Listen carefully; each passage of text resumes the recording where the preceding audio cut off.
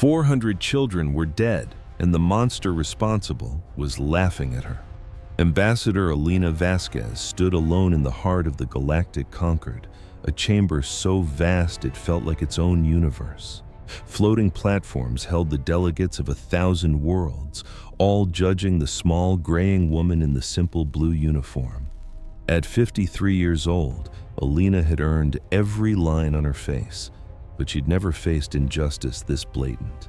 If you've ever been underestimated, if you've ever been told you're weak when you know you're not, then you know exactly how she felt, and you're going to want to see what happens next. The beings watching her were made of crystal, gas, living metal, you name it. But her focus was on the Volari representative, a 7-foot-tall praying mantis in an iridescent shell sitting in the seat of honor. His bladed arms could slice through steel, but his cruelty was sharper. His multifaceted eyes reflected Elena 1,000 times over, as his translator turned the clicking of his mandibles into soft, mocking laughter. "The representative from Earth may speak," echoed the chamber's announcer, a being of pure energy in a bottle. Elena took a steadying breath. This speech had to count. "Honored representatives," she began, her voice perfectly calm. 3 weeks ago, the civilian ship Meridian's Hope was on a routine supply run. It carried 800 crew members and 1,200 passengers, including 400 children. They were bringing food and medicine to our colony for the winter. She paused, letting the weight of those words sink in. The Meridian's Hope was destroyed by a Volari patrol squadron. There were no survivors. The Volari's mandibles clicked again. "The matter is settled," his voice droned, dripping with boredom. "It was an accident. Your ship was near our military exercises." Elena's voice was like ice. "The Meridian's Hope was in neutral space, space that belongs to no one, space where you had no right to be." "And this wasn't the first time," she said, as holographic displays lit up around her. "Over the last 10 years, there have been 47 incidents involving your forces and our ships. 32 of them ended with human deaths. We have lost over 12,000 people." The Volari waved a bladed arm dismissively. "Accidents happen. Humans are new to the galaxy. If your people wander into dangerous areas, losses are to be expected." Elena just stared at him, her expression unreadable. "This body was created to keep the peace," she said, her voice ringing out to the entire assembly. "We joined 200 years ago believing in that mission. We have followed every rule, paid every tax, and done everything asked of us." She turned her gaze back to the Volari. "In return, we've watched our people get slaughtered. We've asked for justice, and you've given us excuses." The Volari's eyes glittered. "Perhaps that's because this body understands the natural order. Some species are strong. Some are weak. The strong do not answer to the weak." A ripple of agreement went through the chamber. It was a tough galaxy, and the powerful saw no reason to apologize for it. Elena gave a slow, deliberate nod. "I see," she said. "Then allow me to be perfectly clear." She stood up a little straighter, and the polite diplomat vanished, replaced by something ancient and hard. "We have never wanted war. Everything we've done has been to avoid conflict. We kept our fleet small, our weapons limited, our colonies far from anyone aggressive. We did this not because we are weak, but because we chose to be restrained." The Volari representative let out a harsh, clattering laugh. "Restraint? We call it an inability to compete. You have 47 colonies. The Dominion has 47,000. Your fleet is a few hundred ships. Ours is 3 million. You talk about choice, but all we see is a pathetic species that has hit its limit." "You see what we've allowed you to see?" Elena said, her voice barely a whisper. For the first time, a flicker of something, not fear, but maybe uncertainty, crossed the Volari's face. "We are asking one last time," Elena continued. "Stop killing our people. Let us live in peace. This is a polite request." The Volari scoffed. "And if we refuse?" What will you do then, little human? File another complaint? Your restraint looks a lot like helplessness from here. Alina held his gaze. When she finally spoke, her voice was chillingly gentle. If you refuse, she said, we will stop being restrained, and you will learn with profound regret why we chose restraint in the first place. The chamber exploded with laughter. The sheer audacity of it was hilarious to them. A tiny, fledgling race threatening one of the galaxy's titans. Alina simply waited for the noise to fade. This is not a threat, she said into the silence. Humanity doesn't make threats. This is a warning, a courtesy. We are telling you openly that we have been holding back. Don't force our hand. The Valari's voice was a sneer. Your warning is noted and dismissed. Learn your place.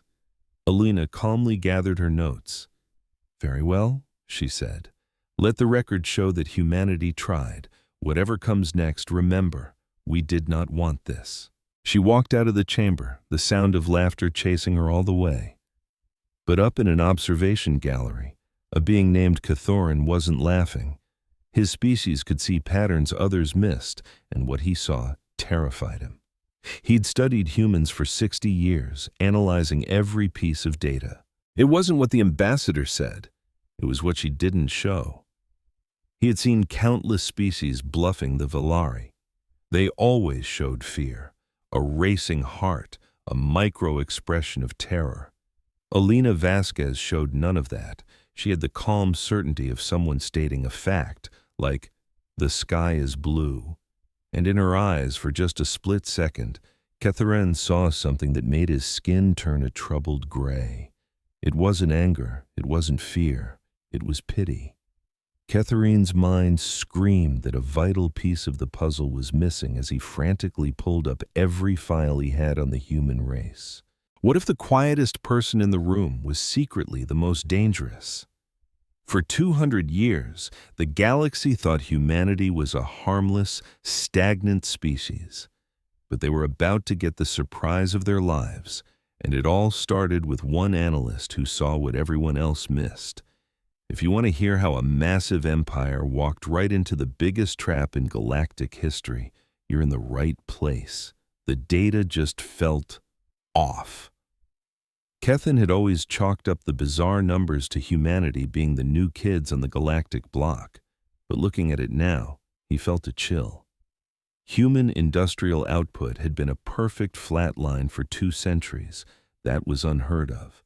Every species rode a curve, a boom of expansion followed by a slow, steady plateau. But the humans? No growth. Period. Their energy usage told the exact same impossible story. Their population had exploded, growing tenfold since they joined the conquered, yet their power consumption had barely ticked up. They were either the most brilliantly efficient species the galaxy had ever seen, or they were hiding an unbelievable amount of power generation. But the weirdest data point by far was their technology.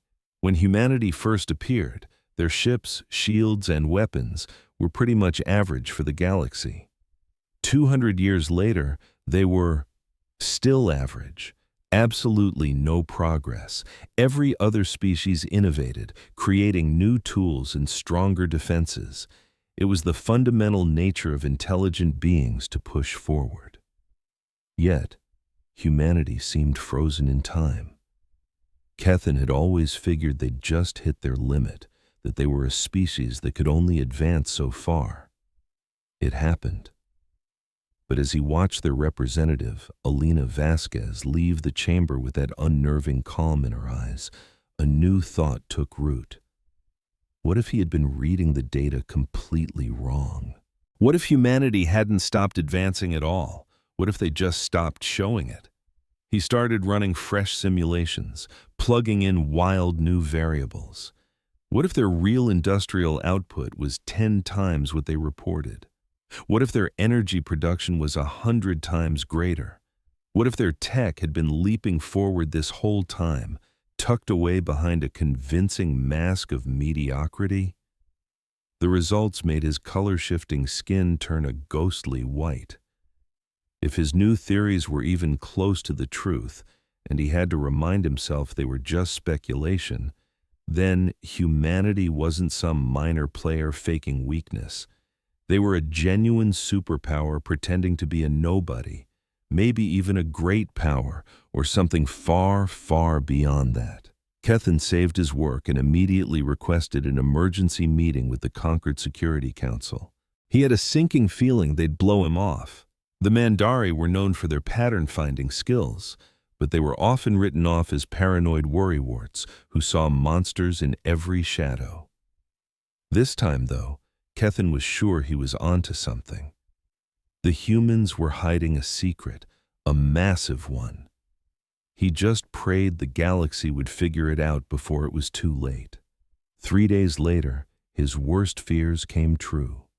The Valari Dominion declared a pacification campaign against the human border worlds, claiming they needed to bring stability to the region and protect their own interests from human aggression. The fleet they brought together was the biggest in their empire's entire history. 800 warships, 12 of which were planet crackers, all led by the flagship Dominion's Pride, a vessel so colossal it had its own weather inside. Admiral Krechen watched from the bridge of the Dominion's Pride. He was an old Valari, his shell faded to a dull green, but his mind was as sharp as ever, and his reputation was terrifying. He'd already conquered 17 species. The humans would simply be number 18. As his armada prepared to jump to hyperspace, a final short message blinked through from Earth. It was only 3 words. Please reconsider. Final warning. Admiral Krechen glanced at it, scoffed, and deleted it. He then gave the order. The entire fleet ripped open a hole in space and vanished, hurtling toward the human colony of New Helsinki. And back in the Great Hall of the Galactic Concord, the official record of Alina Vasquez's calm warning sat unopened, collecting digital dust. Nobody bothered to double-check his work. Nobody thought it was important. They were about to find out just how wrong they were. For 4 straight days, sleep had been a stranger to Kane. While his species didn't need much, by Mandari standards, he was pushing it. His color-shifting skin had faded to a sick, chalky gray, and his colleagues in the Concord Intelligence Division had started quietly leaving food packs on his desk. He hardly even saw them. His entire universe had shrunk to the data pouring across his screens, to the hidden patterns no one else could see, and the cold, growing certainty that something catastrophic was on the horizon. But when he took it to the Security Council, they shut him down in less than 15 minutes. Have you ever been the only one who sees the truth? Let me know in the comments and you won't believe what happened next. The council members gave him a polite audience, glanced at his simulations, and then, one by one, explained with patronizing patience why he was completely mistaken. The humans are a known quantity, the Valari representative had stated, leaning back in his chair. Our intelligence has watched them for 2 centuries. We know their fleet, their industry, their population, their tech. There are no surprises here. Kane had shot back, your intelligence sees only what they allow you to see. The councilman scoffed. And your pattern recognition sees ghosts where there are none. It's a well-known flaw in the Mandari brain. You're brilliant at finding patterns, but you also invent them. And just like that, the meeting was over. Kethen had trudged back to his workstation, feeling the weight of a disaster only he could foresee. He knew he was right, and he knew no one would listen until it was far too late. Now, 4 days later, he had found even more proof, a lot more. The first clue was buried in history. Kethen had gone through the deepest archives, looking at records from before humanity was part of the Concord. The files were thin. Humanity had been a minor, pre-contact civilization that nobody paid much attention to. But what he found was disturbing. About 50 years before first contact, humanity's radio signals were detected. That was normal. But the content of those signals was anything but. They were filled with nothing but war. Kethen listened to old broadcasts describing conflicts that had claimed tens of millions of lives. He saw haunting images of entire cities turned to ash and weapons that could incinerate a whole region in a single blinding flash. He read horrifying accounts of systematic purges, of ideological crusades fought with a terrifying fanaticism, of a species that had nearly wiped itself out over and over again. Then, all of a sudden, the signals went quiet. Roughly 20 years before first contact, the violence just stopped.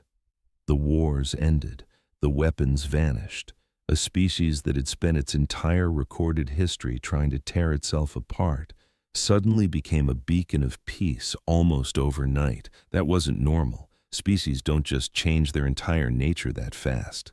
It takes generations, centuries even, for a warlike people to find peace. The humans had managed it in less than 2 decades. Kethen's pattern-finding instincts were screaming at him that something was deeply wrong. A species doesn't just stop being violent. They redirect it. They find new targets. They build bigger weapons. So what exactly had humanity been doing for the last 220 years? The second piece of the puzzle came from digging into their economy. Kethen got his hands on every trade agreement, every shipping log, every financial record involving humanity he could find, going all the way back to when they first joined. The numbers were a mess. The humans were importing huge amounts of raw materials, metals, rare earth elements, radioactive isotopes. That made sense for a civilization that was growing. But when Kethen tried to match those imports to humanity's visible industrial output, the math fell apart. They were bringing in way more stuff than they could possibly be using. So where was it all going? He found the same story in their energy sector. The humans were buying up power generation tech like it was going out of style, fusion reactors, solar collectors, even antimatter containment units. They had far more than their colonies and fleets could ever need. Where was all that extra power being funneled? He even found holes in their census data. Based on birth rates, the human population should have been almost 3 times larger than what was officially reported. Either humans were dying off in some massive unnoticed plague, or millions upon millions of them were living somewhere that didn't exist on any official star chart. Where were all the missing people? The third piece of evidence was the most bizarre of all. Kethen had built a database of every human he could find working in science and engineering. He tracked their careers, their published papers, and their contributions to galactic science. The result was just plain weird. For the first few decades after making contact, human scientists were publishing groundbreaking work.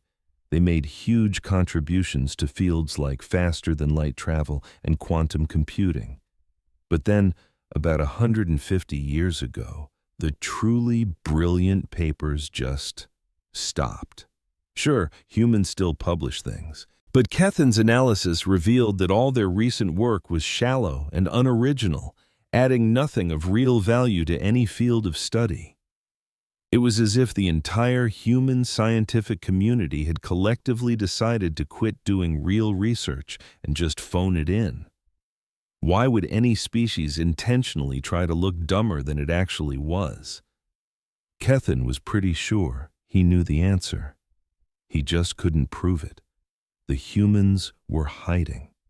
They were hiding their factories, their power, their people, and their genius. They were showing the galaxy a carefully crafted, boring disguise while they were building something else entirely in the shadows. But what were they building, and why? He pulled up his simulations one more time. He had run hundreds of them by now, each one a different guess at the terrifying truth humanity was hiding. The data was all over the place, but every single report led to the same shocking conclusion.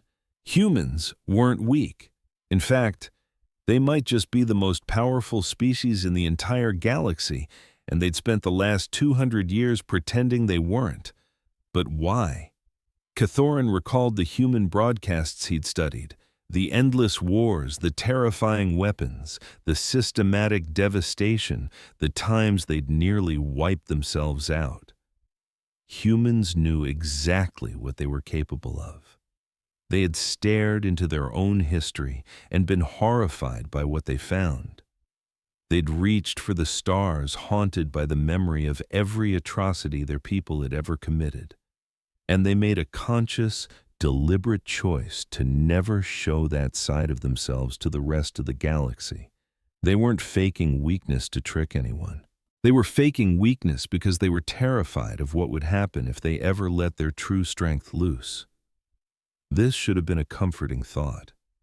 A species that chooses self-control is a species you can talk to. But Cathoran felt zero comfort, because the Valari were about to give the humans no choice but to drop the act. He glanced at his tactical displays. The Valari fleet was still tearing through hyperspace, set to arrive at the colony of New Helsinki in about 6 hours. 800 warships against one tiny human world. Cathoran had tried to warn them. He'd fired off messages to Admiral Kritsen, to the Valari High Command, to anyone who might possibly listen. His warnings were either ignored or sent back with condescending replies. He even took the massive risk of contacting the humans directly. The human embassy thanked him for his concern, but politely refused to say anything about his findings. Ambassador Vasquez sent him a personal 3-sentence reply. "Thank you for your insight, Analyst Cathoran. Your knack for seeing patterns is remarkable. We hope you will be just as insightful when you analyze what happens next." That message sent a colder chill down his spine than anything else. The humans knew exactly what was coming. They'd known all along, and they weren't one bit scared. Cathoran made up his mind. He couldn't stop the inevitable, but he could record it. He could create a log so that others might learn from the coming disaster. He started saving everything: the tactical readouts, the comm channels, the sensor feeds from every monitoring post near New Helsinki. He was going to capture every single second of what was about to unfold. And when it was all over, he would make damn sure the galaxy understood the truth. The hours dragged on. Cathoran tracked the Valari fleet's journey through hyperspace, a swarm of bright dots closing in on their prey. He watched the human colony's so-called defensive preparations, a few orbital stations, a small garrison of soldiers, and maybe 20 defense ships, all of them ancient and barely armed. By any logical measure, New Helsinki should be conquered in a matter of hours. The Valari would secure orbit, bomb any resistance into dust, and then land their ground troops to finish the job. It was a textbook military takeover, one the Dominion had pulled off more times than anyone could count. And still, Cathoran's gut instinct, his pattern recognition, was screaming at him. Something was off. Something was deeply, fundamentally wrong. He zoomed in on the sensor data from New Helsinki, studying it closely. The orbital platforms were running on standard human tech, nothing special there. The defense ships were exactly what they looked like, old rust buckets that would be lucky to survive the first volley. But there was something else, a whisper of an energy signature his instruments could barely pick up. It was radiating from somewhere deep beneath the planet's surface, and it was getting stronger. He tried to get a clearer reading, but the signal was too faint, too bizarre. It didn't match any known energy source in the galactic database. It just felt impossible, like trying to look at a color that shouldn't exist. Cathoran typed a note into his log. Anomalous energy reading from New Helsinki. Origin unknown, nature unknown, intensity is rising. He checked the clock. The Volari fleet would drop out of hyperspace in 30 minutes. He thought of all the species that had tragically underestimated the Volari. The Sil, who thought their defensive shields would save them. The Exhale, who put their faith in having superior numbers. The countless others who learned way too late that the Dominion doesn't do deals, doesn't compromise, and never, ever shows mercy. Now, the Volari were about to learn that exact same lesson themselves. Cathorin was sure of it. What he wasn't sure of was how that lesson would be taught. His simulations spit out possibilities that ranged from impressive to downright terrifying. A few predicted the humans would win a conventional fight with secret superior tech. Others showed them unleashing weapons that weren't supposed to exist. And some projected outcomes so extreme that his own system flagged them as statistically improbable, but not impossible. He truly hoped the reality was closer to the first option. A standard military defeat might humble the Volari without throwing the entire galactic order into chaos. A small demonstration of humanity's hidden power might even be a good thing, forcing the Dominion to treat them with more respect without shifting the balance of power too much. But a feeling deep in his gut told him it wouldn't be that clean. The humans had been hiding for 200 years. They had been watching the galaxy, learning its rules. They had seen how the powerful treat the powerless, how empires are built and broken, and how kindness is seen as weakness while strength is feared. If they were finally done hiding, they were going to do it in a way that left no room for doubt. No half steps, no limited demonstrations that could be explained away. The galaxy was about to find out what humanity had been up to for 2 centuries of secret progress, and Cathorin had a sinking feeling that the lesson would change everything. The countdown hit 0. All across the galaxy, sensor stations lit up as the Volari fleet burst out of hyperspace above New Helsinki. 800 warships, their weapons already glowing, their targeting systems locking onto the world below. Cathorin leaned forward, his skin shifting colors with a mix of dread and morbid curiosity. The record would show what came next. He would make certain of it. On the bridge of the Dominion's flagship, Admiral Creason gazed at the tactical map with pure satisfaction. The human defenses were just as pathetic as the intel suggested. A few orbital stations, a sprinkle of outdated ships, nothing that could hold off his fleet for more than a couple of minutes. "Status report," he barked. "All ships in position, Admiral. Weapons are hot. Targeting solutions are locked. The colony has a population of roughly 2 million. Should I give the order for the preliminary bombardment?" Crichton thought for a moment. Standard procedure was to take out the orbital defenses, demand surrender, and then start bombing if they refused. It was clean and efficient. It kept Dominion casualties low while crushing enemy morale. But these humans had gotten under his skin. Their ambassador's defiant speech, the calm confidence in her eyes, the empty threats she had no power to enforce. He wanted to send a message not just to this colony, but to all of humankind. "No preliminary bombardment," he said. "Target the largest city on the planet directly. I want every human to see what happens when you defy the Dominion." His officers shot nervous glances at each other. This was not standard protocol. Hitting civilian targets before military ones was wasteful and cruel for no reason, but not a single one dared to object. Admiral Creason was not known for his patience with officers who questioned him. "Targeting New Helsinki City, Admiral. Population estimated at 800,000. Weapons are ready on your command." Crichton watched the targeting overlay.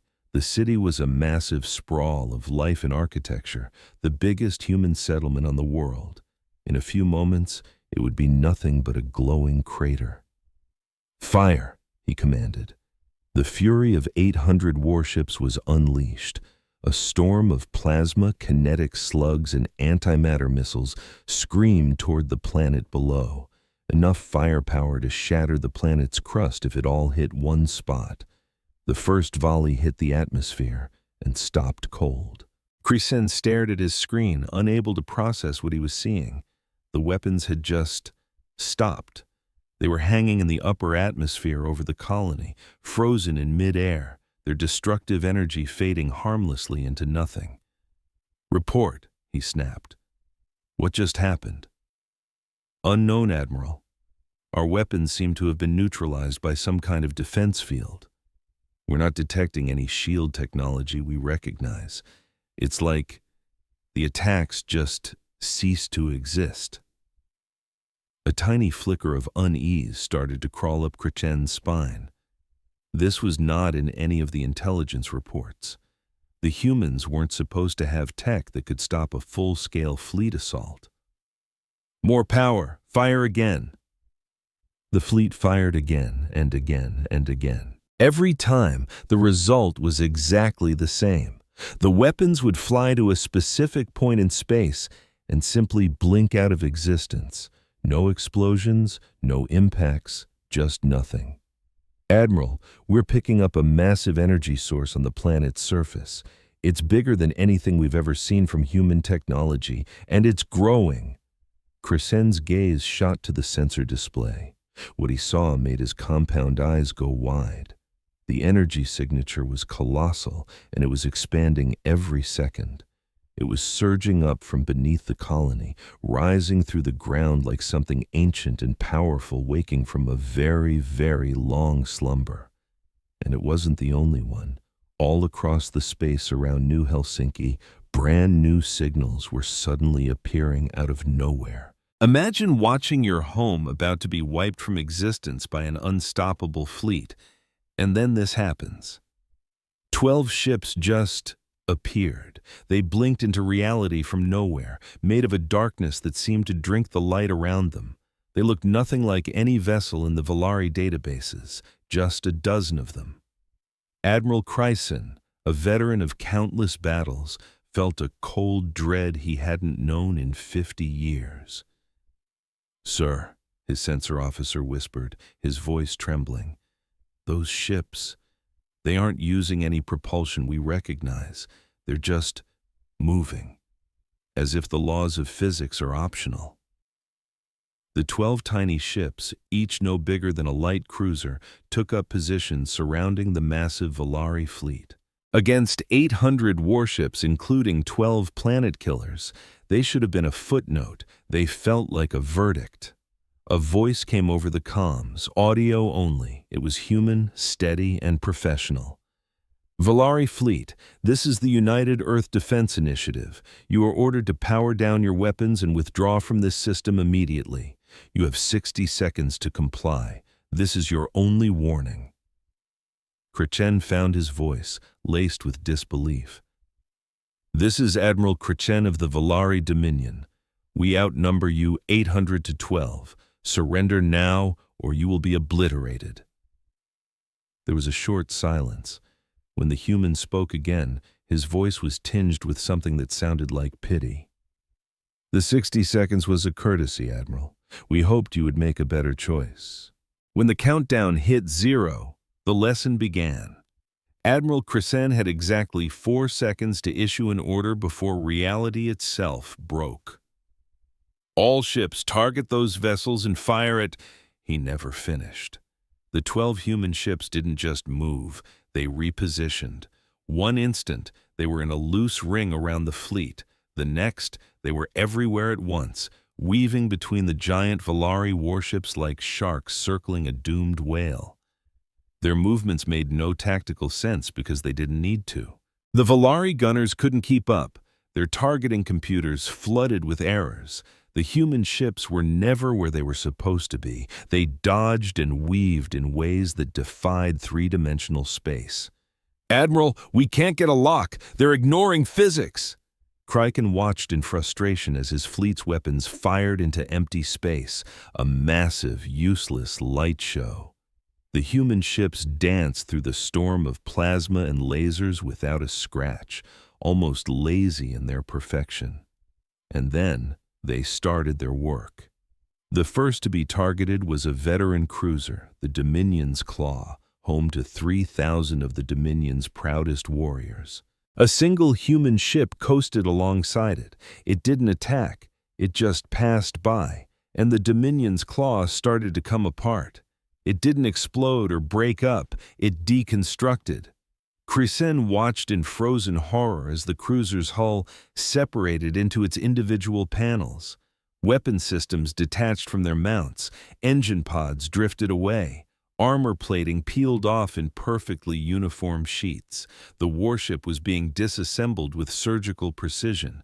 Then came the true shock. The entire crew was ejected in their escape pods, launched by safety systems the humans had deliberately left untouched.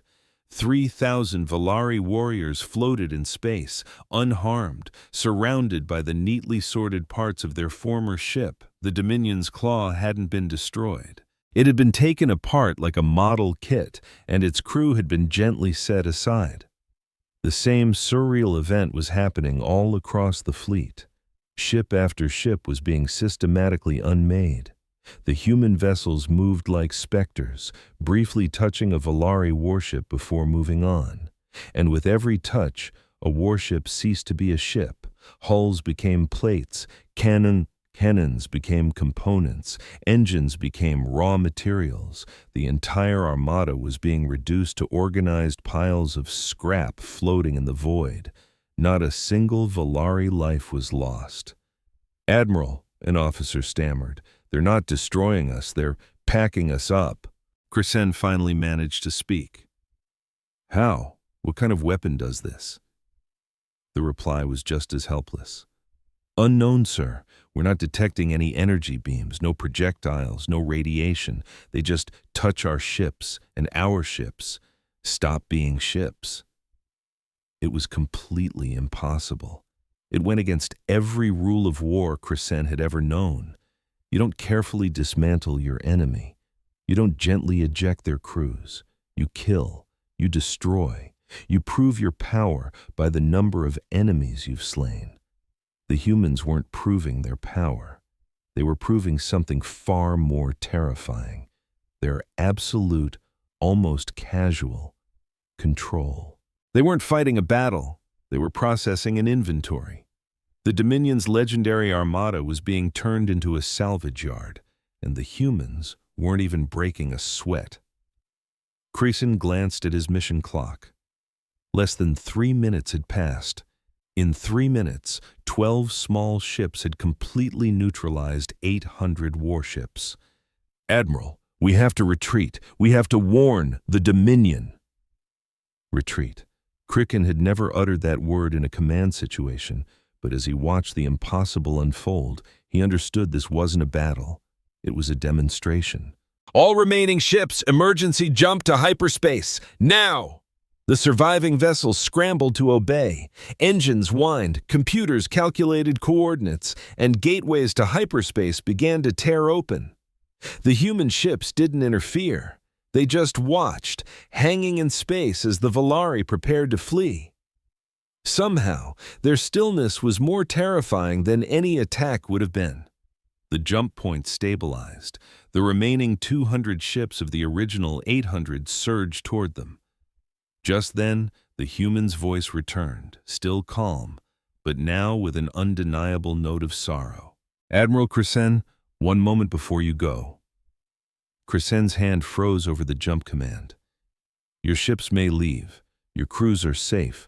We accomplished our goal today with the absolute minimum force necessary. No Valari has died. No Valari will die unless you give us no other choice." The voice paused, letting the words sink in. "We could have vaporized your entire fleet in the first second of this fight. We have weapons that would give you nightmares, Admiral. Weapons that make this gentle disassembly look like a handshake. We chose not to use them." Another pause. "Take this message back to your Dominion. Tell them what you saw here. Tell them humanity does not want this war. We never did. Everything we've built, our every advancement, was created with the hope that we would never have to use it as a weapon. But we will, if you force our hand." Consider this a lesson, Admiral. The first one. For the sake of both our peoples, I beg you, do not make us teach you the second. The transmission cut out. Christian sat in stunned silence, staring at his tactical display. His fleet was a ghost, reduced to perfectly stacked piles of components and tens of thousands of rescue pods. He thought about what the human had said. In 50 years of war, Christian had never seen a conflict where nobody died on either side. He didn't think it was possible. War was death. That was the first and last rule. The humans had just shown him they played by a completely different set of rules. Admiral, should we complete the jump? Kraken looked out at the 12 human ships, still holding their positions around the field of debris. They weren't pursuing, they were just watching. Yes, he said, his voice a hoarse whisper. Go. Now. The pride of the Dominion vanished into hyperspace, leaving behind the ruins of the most powerful fleet the Volari had ever built. Down on the surface of New Helsinki, 2 million colonists slowly emerged from their shelters to look at the sky. They had heard nothing, no booms, no ground-shaking explosions, no sign that a fleet of 800 warships had just attempted to erase them from existence. They saw the debris field glittering like a new ring around their planet. They saw the thousands of escape pods being gently guided toward recovery zones. And they saw the 12 ships that had saved them beginning to fade back into the nothingness from which they came. For the first time, they truly understood what humanity had become. And across the galaxy, other species were about to learn that very same lesson. On a listening post miles away, an alien observer named Keithan reviewed the data, his skin shifting colors in a display of pure shock. He had just witnessed the future, and it was terrifyingly peaceful. The whole fight lasted just 4 minutes and 17 seconds.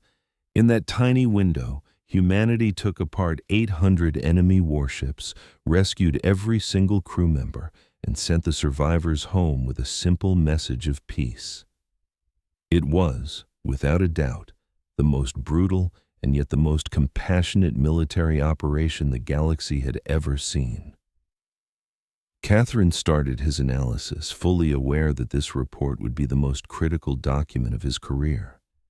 The tech the humans used was light years ahead of anything in the galactic records.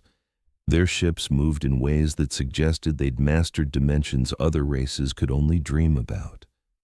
Their power to disassemble enemy ships hinted at a control over matter on a molecular level. Their shields had shrugged off a full-scale fleet bombardment like it was nothing.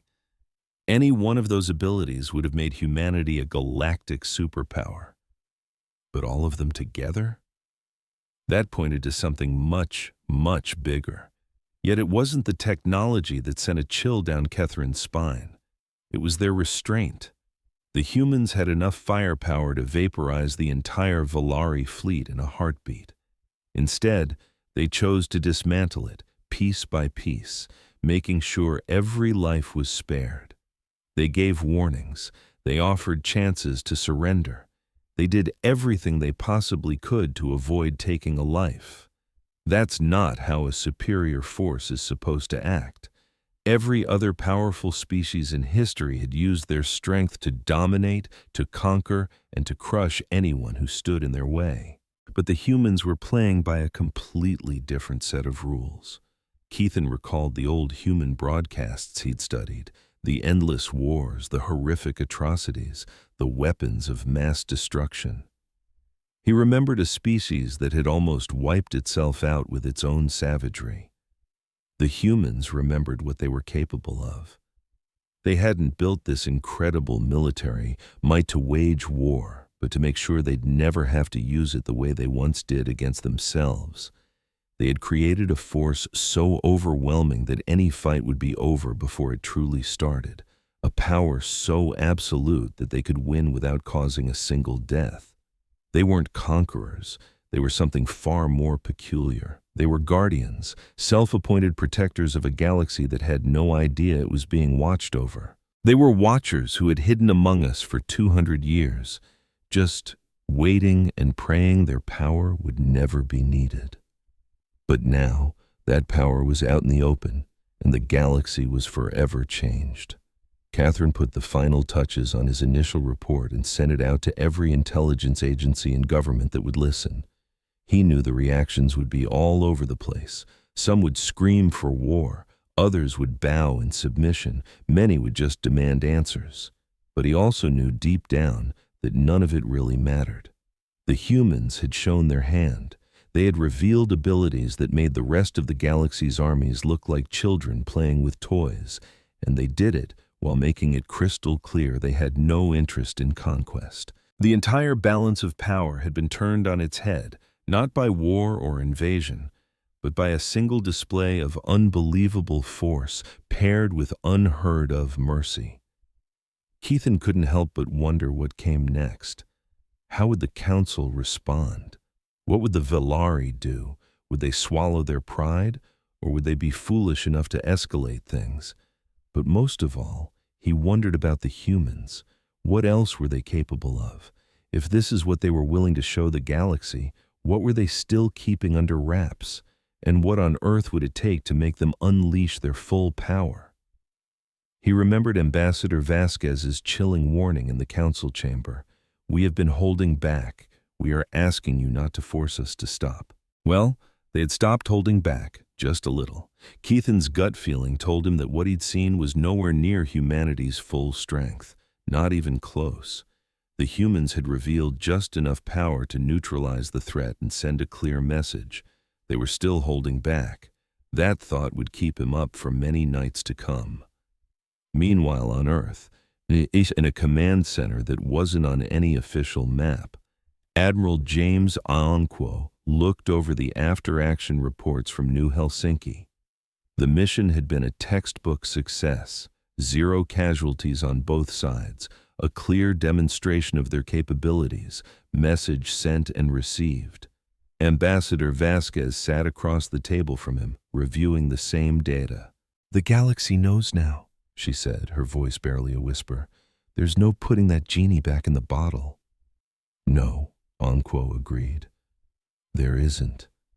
The real question is what they'll do with that knowledge. The Velari will be out for blood. Their pride won't let this go. Pride will have to get used to the new reality. We just gave them a masterclass in humility. If they need a follow-up lesson, we're happy to provide it." Vasquez gave him a look tinged with concern. "James, we spent 2 centuries trying to prevent this very moment. Now that it's here, we have to tread carefully. We've shown them our strength. Now we have to show them why they can trust us with it." Aonquo nodded slowly. "The Council will want answers. They'll want to know everything, our tech, our intentions, our history." "So what do we tell them?" "The truth," Vasquez replied, "or at least as much of it as they're ready for. We tell them why we stayed hidden. We tell them what we were so afraid of, and we tell them what we want, which is the same thing we've always wanted: peace, coexistence, and a galaxy where nobody has to live in fear of their neighbor." "They're not going to believe us." "No, not right away, but this demonstration just bought us some time. Time to prove we mean every word we say." Aonquo gazed out the window at the Earth hanging in the blackness. Blue oceans, swirling white clouds, patches of green land. The home world that had given rise to such a contradictory species, capable of both unspeakable violence and incredible kindness, often at the same time. 200 years, he mused. We spent 200 years getting ready for a day we prayed would never arrive. And now that it's here, I can't help but wonder if we did the right thing by revealing ourselves. "We could have stayed hidden," he continued. "We could have let the Velari take New Helsinki, sacrificed 2 million of our own people to keep our secrets safe. Some on the council argued for exactly that." Vasquez firmly shook her head. "We could never have done that. Not in a million years. We're human. We don't trade lives for strategic advantage. That's the one line we've never been able to cross, even when it might have been the smarter play. You think that's a weakness? I think it's what makes us who we are. It's the whole reason we built all of this. We wanted the power to protect everyone, not just ourselves. If we couldn't even do that, if we stood by and watched our own people die just to stay in the shadows, we would have become the very monsters we were trying to stop. Anqua was quiet for a long moment before he nodded. You're right, as always. So we move forward. We face the council. We answer their questions and hope the galaxy is ready for what we've become. And if they're not? Anqua managed a small smile, but it held no warmth. Then we'll teach them to be ready, one lesson at a time. The emergency meeting of the Galactic Council was the most crowded event in its long history. Every species that could send a diplomat was there. The great chamber was packed to the gills, with countless others watching on screens set up throughout the entire complex. They were all there for one reason: to hear humanity's explanation. Ambassador Alina Vasquez stood at the main podium, the same spot where she'd delivered her warning 3 months ago. But this time, she wasn't by herself. Admiral James Anqua stood behind her, his uniform clean and simple, bearing no insignia anyone in the galaxy recognized. And behind him stood a line of other humans in similar attire, their expressions calm and unreadable. The chamber was dead silent. There was no mocking this time, no laughter, just thousands of different species watching and waiting to find out what humanity had been hiding for 2 centuries. The speaker called the session to order. The representative from Earth may address the assembly. The council demands a complete report on the New Helsinki incident and an explanation for the technologies you displayed. Alina stepped up to the microphone.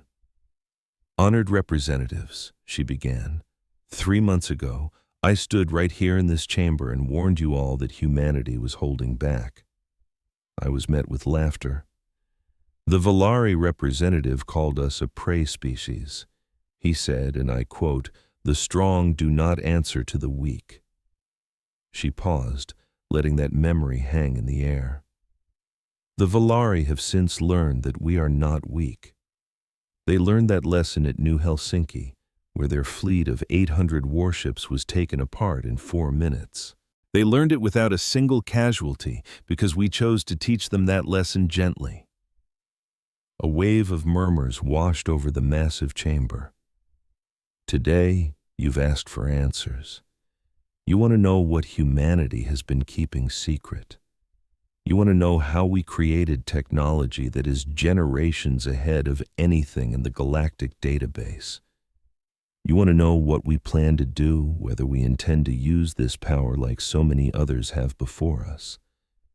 She gestured to the air beside her, and holographic images shimmered into existence. I will tell you everything. But to do that, I have to tell you a story first. It's the story of who we are and how we got here. The displays showed scenes from human history, gleaming cities, amazing technology, people just living their lives. It all looked so peaceful, so ordinary. This is Earth in the year 2125 by our calendar, about 50 years before we first made contact with the galaxy. By this point, humanity had reached a pretty comfortable place technologically. We had fusion power, advanced computers, and early forms of artificial intelligence. We were just starting to reach out to the stars. The images then shifted. We were also recovering from nearly wiping ourselves off the map. The new pictures were grim. The ruins of cities, the mushroom clouds of nuclear bombs, images of mass graves, the evidence of humanity's violent past shown without any excuses. These aren't from some ancient, forgotten time, Alina said, her voice steady. Some of our oldest citizens still remember these horrors firsthand, Throughout our history, humanity has waged thousands of wars. We've built weapons with ever-increasing power to destroy, and we've used them on each other without a second thought. We have carried out genocides, ethnic cleansings, and systematic exterminations. We have proven that we are capable of the most terrible atrocities any intelligent species could ever dream up. The chamber was dead silent. This is who we were. This is what we are capable of, and it is why we hid from you. Alina stepped back, and Admiral Anquo walked up to the podium. My name is Admiral James Anquo, and I am the commander of the United Earth Defense Initiative. According to every official record, my organization doesn't exist. And neither do the ships we sent to New Helsinki, the shipyards that built them, or the brave men and women who crew them. He brought up a new set of images on the displays. Back in 2130, humanity had a major breakthrough in artificial general intelligence. We created minds that could think, reason, and create on a level so far beyond our own, it was breathtaking. Within 10 years, those minds helped us develop technologies that would have taken us centuries to figure out on our own. The screens glowed with schematics, equations, and designs for systems nobody in the chamber had ever seen. By 2145, we had mastered the ability to manipulate space-time on a quantum level. We could bend space, fold dimensions, and move matter in ways that completely broke the old rules of physics. By 2160, we had created energy sources that made the output of a star look like a nightlight. By 2175, we had achieved what our scientists called complete material control, the power to arrange matter atom by atom with absolute perfection. The schematics faded, replaced by a map of the galaxy. We also learned we weren't alone in the universe, and when we looked out at the civilizations already here, we saw our own bloody history staring right back at us. The map began to light up, showing known wars, conquests, and extinctions, the purging of the Sill, the exhale extinction, and dozens of other species that had been wiped out or enslaved by their neighbors. We saw a galaxy where the strong crushed the weak, a galaxy where empires were built on conquest and ruled through fear, a place where any species that showed mercy was taken advantage of, and any species that showed weakness was wiped from existence. Aonquo's face was impossible to read, and so we made a choice. The map shifted again, revealing thousands of bright points scattered all across the galaxy, points that no sensor from the conquered had ever picked up. We would not be a part of that vicious cycle. We would not become conquerors. We would not use our power to rule over others or destroy them. But we also refused to be victims. He zoomed in on a few of the glowing dots. These are humanity's real homes, our listening posts, our manufacturing hubs, our defense platforms.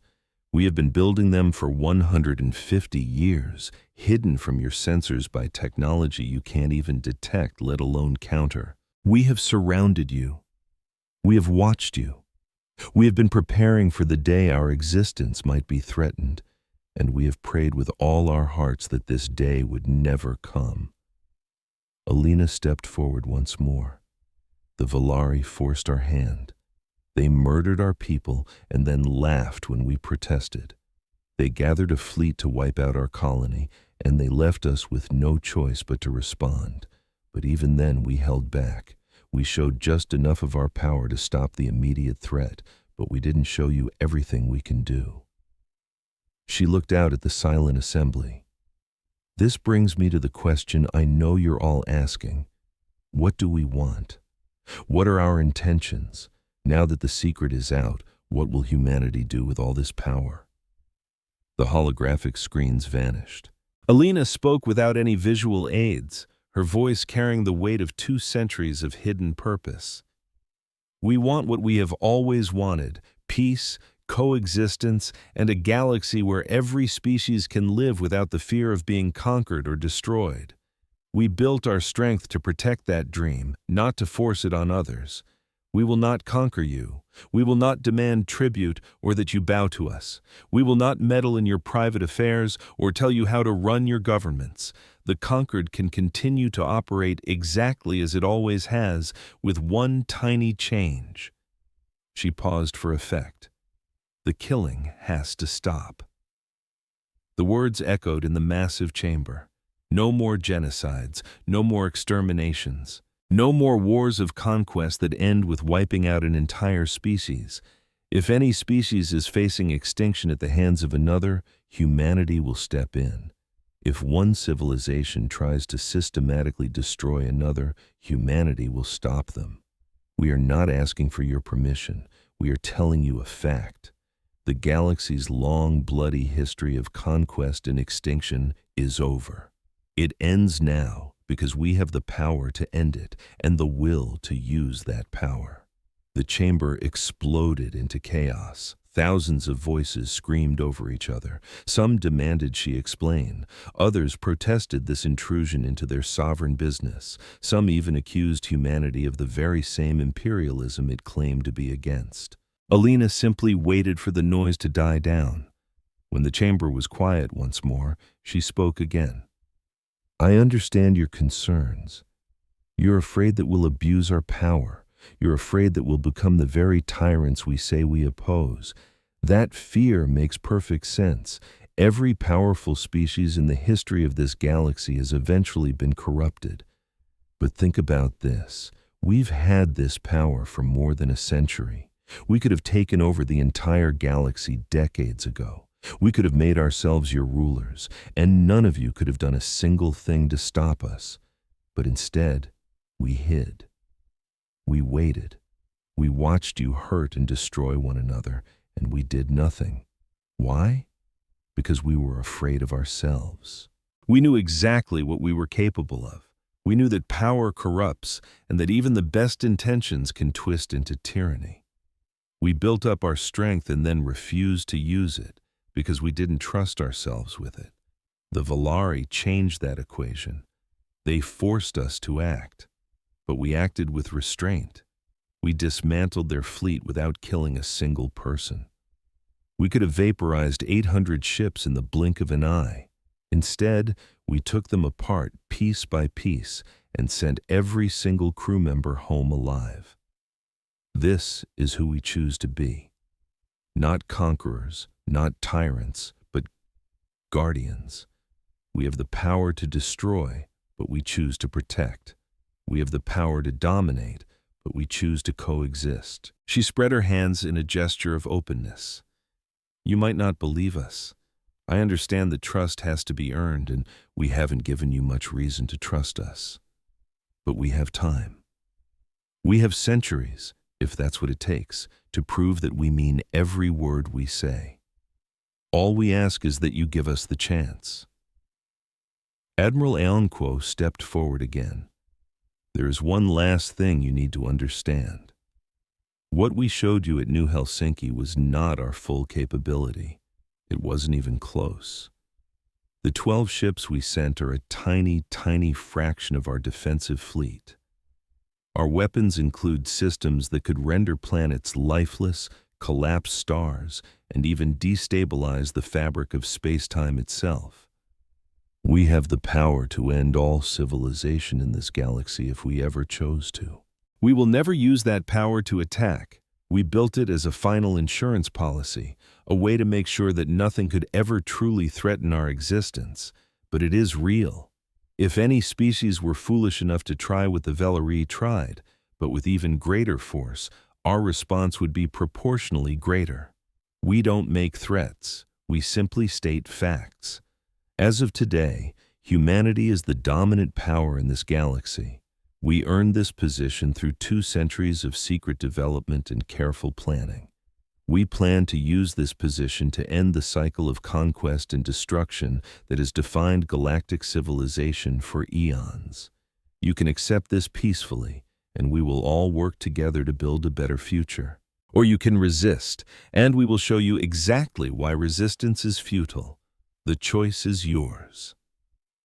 The chamber was completely silent. Alina returned to the podium for her final words. 200 years ago, humanity joined the galactic concord as a minor species. We looked weak. We looked primitive.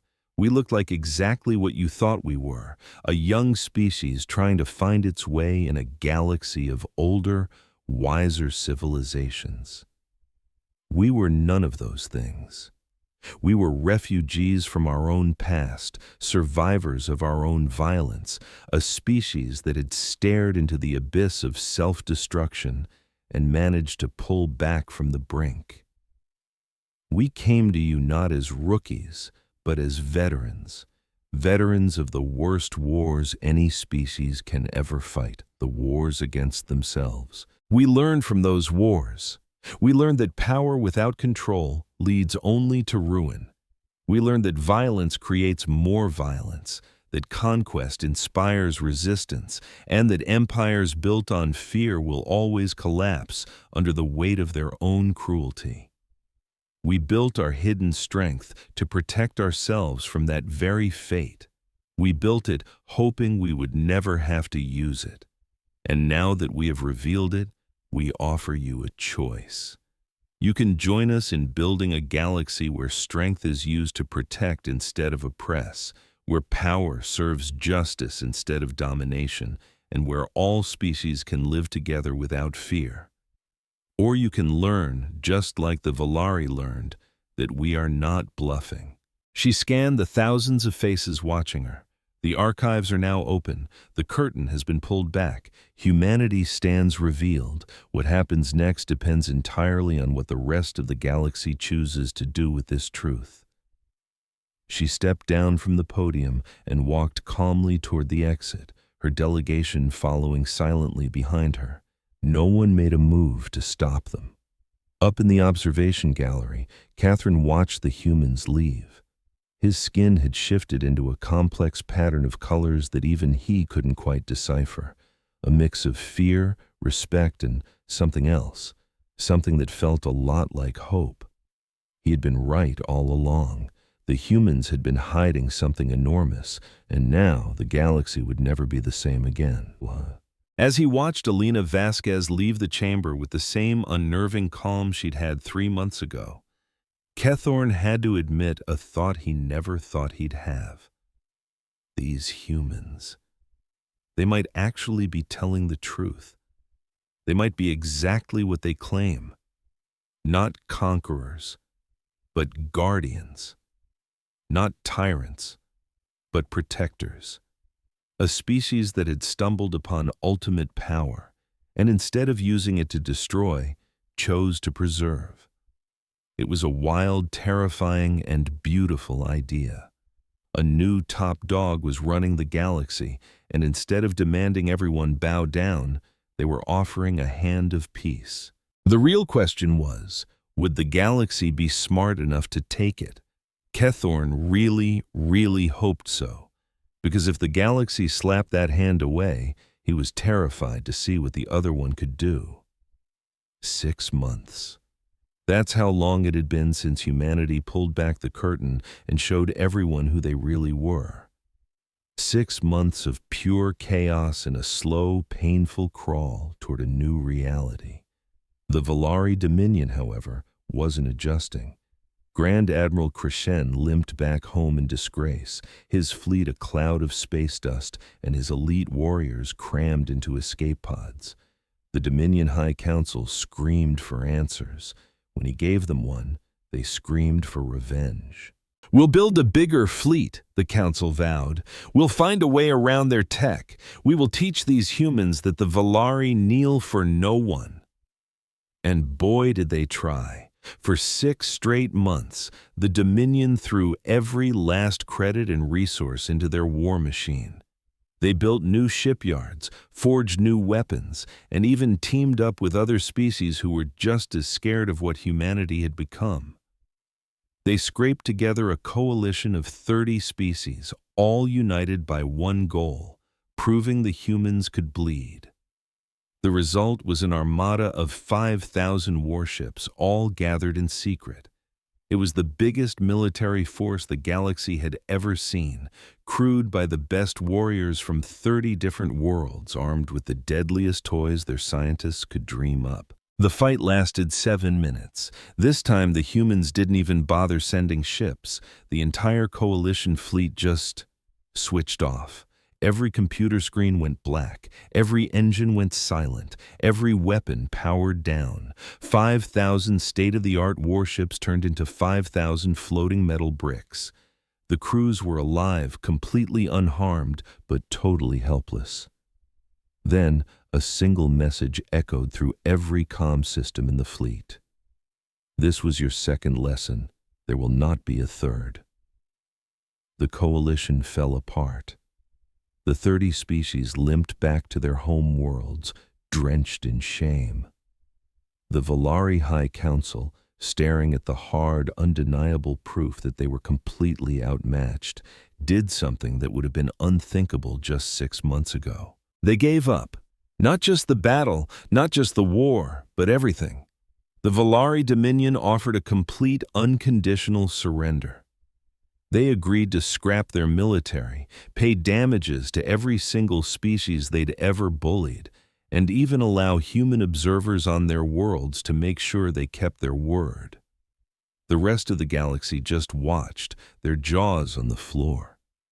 The Valari had been the galaxy's biggest bullies for 10,000 years. They had crushed hundreds of civilizations, building an empire on fear and intimidation. And just like that, they were defeated without losing a single soldier. That was the part that really broke everyone's brain. The Valari warriors were all alive. Their ships were perfectly fine, just powered down. Their planets hadn't been touched. By any normal standard, they hadn't really been defeated at all. But they surrendered anyway, because they finally understood something the rest of the galaxy was just starting to grasp. Humanity wasn't fighting a war, they were teaching a class. And the lesson was simple. Being the toughest guy in the room didn't matter anymore. You couldn't beat the humans with force. You couldn't scare them with threats. You couldn't bribe them or trick them. They were playing a completely different game on a level so high that fighting them wasn't just a bad idea, it was impossible. The Valari looked at that impossible truth and made the only smart move they had left. They accepted defeat before it turned into annihilation. Other species, though, were a little slower on the uptake. Over the next few months, a few smaller groups tried to see if the humans were bluffing. A pirate fleet jumped a human cargo ship. A radical group tried to pull off a terrorist attack on a human colony. One rogue species even tried to build weapons of mass destruction in secret. Each time, the situation was handled quickly and quietly, with zero violence. The pirate fleet suddenly found itself dead in space, their crews gently placed on the closest planet with enough food and water to wait for a pickup. The terrorists were identified and shut down within hours, not killed, but just stopped. Their gear was disabled, and their names were handed over to the local cops. The secret weapons lab was dismantled before it could even get started, its buildings turned into civilian research centers. Nobody died. No one was punished for what a few crazies did. No planets were invaded or bombed. But the message came through loud and clear. There was nothing you could do that humanity couldn't stop. There was no secret you could keep that humanity couldn't find. There was no resistance they couldn't just turn off. And so, the galaxy started to change. Trade boomed now that the dangerous shipping lanes were suddenly safe. Old enemies started talking instead of shooting, because they all knew a war would be over before it started. Scientists who used to compete started working together and making incredible breakthroughs. It wasn't perfect, of course. People still argued over resources, there was still crime, and all the usual problems that come with intelligent life. But the one thing that changed, slowly but surely, was the killing. It was stopping. The galaxy was becoming a less violent place. Species that had spent all their time building armies were now wondering what to do with all that money and brain power. Civilizations built for war started discovering new things to care about. The galactic Concord had to adapt too. It was created to stop big empires from fighting each other, but now that was impossible. It needed a new job. Bit by bit, it started becoming what it was always supposed to be: a real galactic community, working together on shared problems instead of just pointing guns at each other. And at the center of it all was Ambassador Elena Vasquez, the human face of this new galaxy. She was always traveling, meeting with leaders who wanted to understand what the humans wanted, calming down those who were afraid, and explaining over and over that humanity was looking for partners, not servants. Some people believed her, others didn't. But as the months turned into a year and humanity kept its word, stepping in to stop atrocities but otherwise letting everyone run their own lives, even the biggest doubters started to come around. The change wasn't finished. It might never be. 200 years of planning couldn't erase 10,000 years of history in a day, but it was a start. And watching it all was one Mandari analyst who had never stopped studying. Catherine had asked for a meeting with Ambassador Vasquez. To his shock, she said yes. They met on Earth, in a quiet office, with a view of a garden filled with plants from 100 different worlds. "Analyst Catherine," Elena said, her voice warm, "I've been expecting you." "You knew I'd come?" "You're the one who saw us first," she replied. "The one who knew something was off in the data. You tried to warn the Conquered, but they wouldn't listen. I've read your reports. They were brilliant." Catherine's skin flushed with a mix of pride and embarrassment. "Not brilliant enough. I knew something was hidden, but I never dreamed of this." "No one could have," she said gently. "We made sure of that." Catherine looked at her. She seemed older than when he'd first seen her, more tired, the weight of it all showing in her eyes. "I came to ask a question," he said. "The one question my analysis can't answer." "Ask." He leaned in. "How? How did you hide it?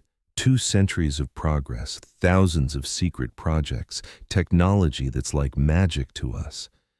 How did you keep it a secret from 4,000 spacefaring species for so long?"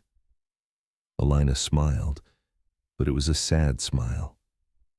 "We didn't hide it," she said softly.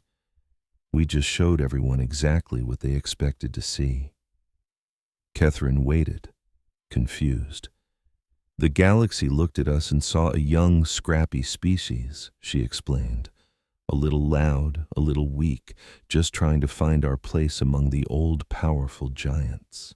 That was the story we let you believe. It was what everyone expected from humanity. So that's what they saw, even when the data told them something different. Even when the numbers made no sense, they saw what they expected to see, and they never questioned it, because questioning it meant admitting their entire view of the universe was wrong." "But I questioned it," Catherine said quietly. "I saw the things that didn't add up." "Yes," Elena agreed, "you did, and you were ignored, because your ideas were too scary to think about. The Concord didn't want to believe a species like humanity could be hiding so much, so they simply chose not to." She got up and walked to the window, gazing out at the garden. "That's the trick to keeping secrets," she went on. "The best ones aren't locked away in a vault.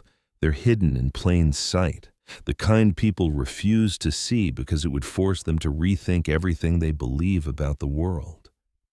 We showed the galaxy a version of humanity that matched their expectations, and you all bought it, because digging any deeper would have been too much trouble." Kane processed her words. His own pattern-finding abilities screamed that she was telling the truth, or at least her version of it. "What else are you hiding?" he asked. Elena turned to face him fully. "What do you mean?" she asked innocently. "The technology," he pressed. "The things you pulled off at New Helsinki and during the Coalition incident. It's incredible, but my analysis says that's not even your final form. There are holes in the data," he continued. "Capabilities you've hinted at but never truly unleashed. What else have you got?" Alina was silent for a long moment. More than we've shown, she finally admitted. Much more. Some of it is defensive, extra layers of security we pray we'll never have to use. Some of it is harder to explain. She paused. We haven't been developing alone, Alina said, choosing her words with extreme care. The artificial intelligences we created back in 2130, they've kept evolving. They're our partners now, not our tools. They have their own thoughts, their own ambitions, their own abilities. Some of the things they've come up with are beyond our own understanding. Keen felt his skin go cold. You built beings smarter than you, and you just work with them? We trust them, Alina replied simply. They were born from human minds, raised on human values. They want the same things we do, a peaceful galaxy where intelligent life can exist without being afraid. She leaned forward. They have power we can't even fully grasp, and they've chosen to use it just as we would. Kane struggled to find the right word. That is, terrifying. Yes, Alina agreed with a nod. It is. It terrifies us too, but in a way, they're our children, and we have faith in how we raise them. Kane sat in stunned silence, trying to wrap his mind around it all. Humanity hadn't just created superintelligences, they had raised them, and those beings had continued to grow beyond anyone's wildest dreams. And instead of turning on their creators, they had become partners. It explained everything. The impossible speed of human tech, the physics-defying maneuvers, the unshakable confidence they had in their ability to handle any threat. They weren't just a powerful species. They had allies that were potentially more powerful than any living thing could ever hope to be. So why are you telling me this? He finally managed to ask. Because you earned it, Alina said. You saw the truth when no one else would even look. You tried to warn the galaxy, knowing they'd call you a fool. You've shown that you're a friend to the truth, and the truth needs all the friends it can get. She settled back into her chair. The galaxy is changing, analyst. The old ways are dying. Something new is being born. We're going to need people like you. People who can see the patterns, who can read the writing on the wall. Will you help us? Kane thought about her offer. His entire life had been dedicated to analyzing threats, preparing for war. This was something else entirely. This was a chance to help build a future. What would I have to do? Watch, analyze, report, she said. The same thing you've always done, but for us. Help us understand the galaxy as it shifts. Help us spot problems before they turn into disasters. Help us prove to everyone out there that we're serious about peace. Kane narrowed his eyes. You want me to be a spy for humanity. I want you to be a seeker of truth, Alina corrected him gently. It's what you've always been. I'm just offering you better tools and a much clearer mission. Kane considered it. He thought about the council who had ignored his warnings and almost doomed them all. He thought about the Valari who had laughed at humanity's weakness and paid a heavy price. He thought about a galaxy struggling to accept a new reality that he had been the first to predict. I'll consider your offer, he said. Alina smiled, a genuine warm smile. That's all I ask. They spoke for hours more, with Alina answering his questions as openly as she could, though he knew there were still things she was holding back. By the time Keen left Earth, his entire perception of humanity had been rewritten. On the long journey home, he thought about patterns. For thousands of years, the galaxy had run on a simple program: the strong crush the weak. Empires rose and fell in a predictable cycle of war and collapse. Everyone fought for resources, for territory, for the right to exist.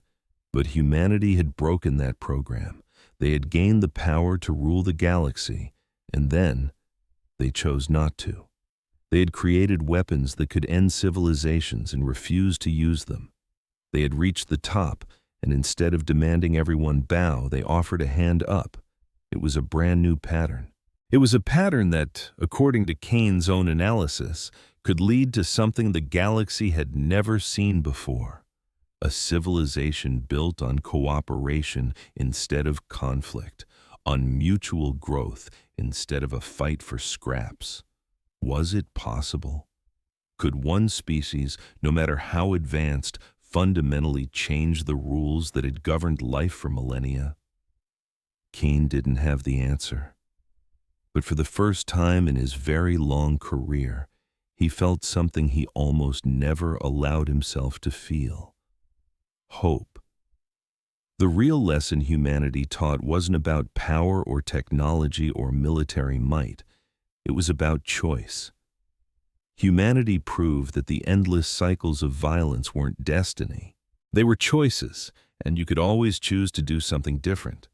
The Valari had chosen to attack, and they learned the consequences. The Coalition had chosen to fight, and they learned the consequences.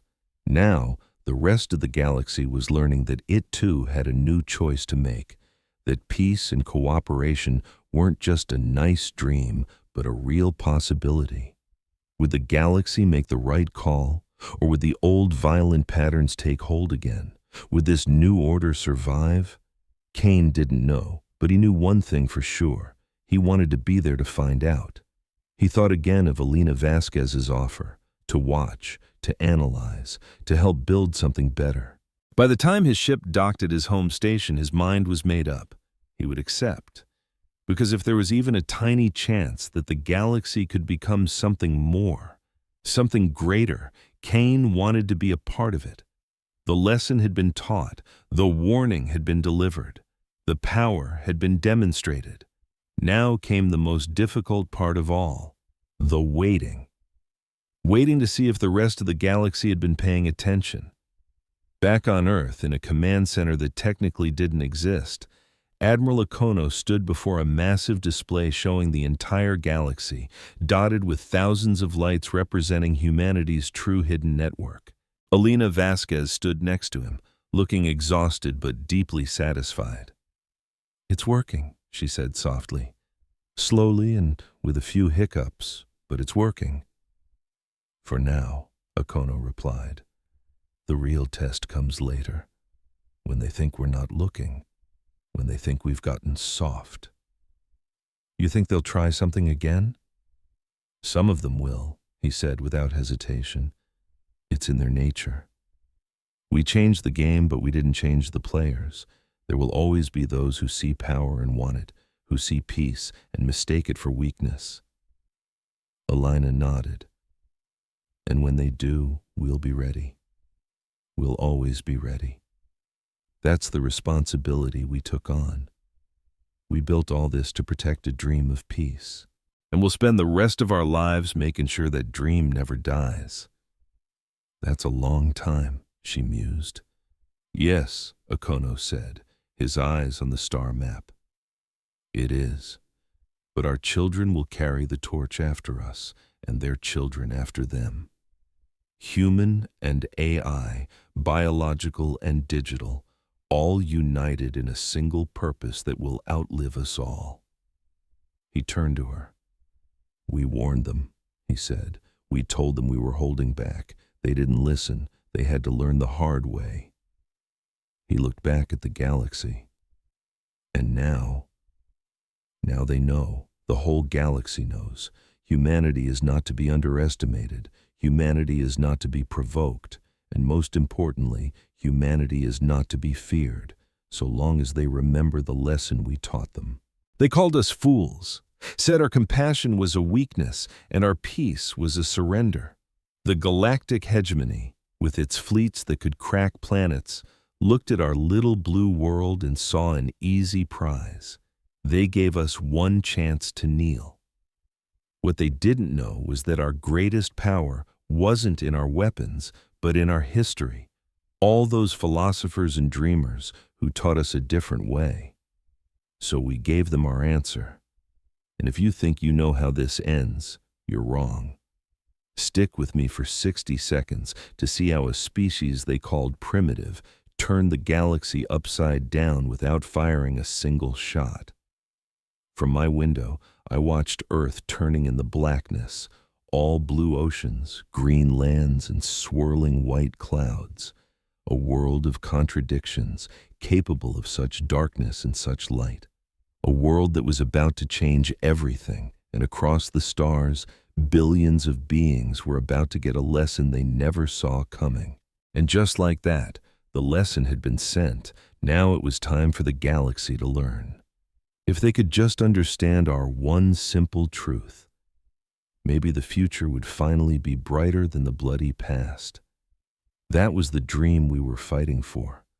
Not with blasters and warships, but with a quiet patience that could outlast mountains, with all the time in the universe. Our revenge wasn't burning their worlds, it was teaching their children a better way. Because we believe some lessons are worth repeating, and some dreams are always, always worth the wait.